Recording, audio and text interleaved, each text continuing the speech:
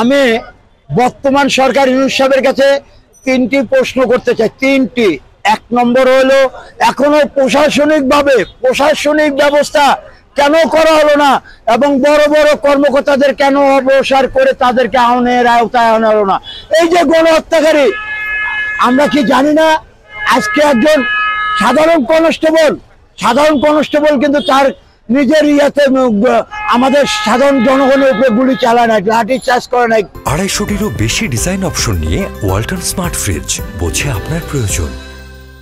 Tear gas মারা নাই, তাদের উপর কর্মকর্তার হুকুমে আজকে আমি একজন কনস্টেবল, মনে করেন সাধারণভাবে আমি একজন কনস্টেবল, আমাকে আমার অফিসার যে হুকুম দিবে আমি পালন করতে বাধ্য। কেন? আমার বাল বাচ্চার আহার জোগাইতে আমার চাকরি করতে হয়, তাই না ভাই?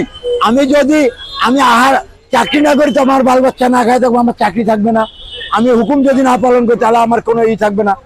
তাই আমি বলতে চাই, আমার এই কনস্টেবল ভাইদের উপরে আমার কোনো নাই, কোনো অভিযোগ নাই। আমার অভিযোগ এডিসি, ডিসি, ওসি, এসপি এদেরকে কেন অবসর করা হচ্ছে না এখনো?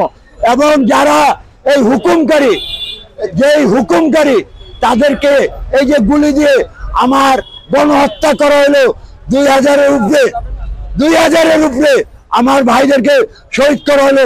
আবু সাইদের উপরে যেরকম রংপুর বিশ্ববিদ্যালয়ের মধ্যে আমার আবু সাইদের মতো ভাইকে যেন গুলি করে মারা হয়, মেরেলো, তার এখনো তদন্ত এবং সুবিচার হলো না।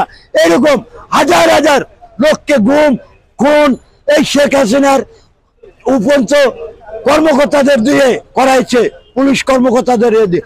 এদেরকে কেন আইনের আওতায় আনা হচ্ছে না এবং তাদেরকে এখনো কেন অবসর করা হচ্ছে না?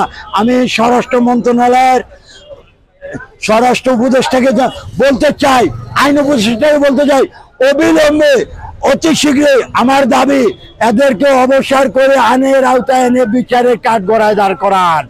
আর আমাদের কনস্টেবল ভাইদেরকে দিয়ে যে যা করাইছেন তার জন্য আপনারা সকলের কাছে ক্ষমা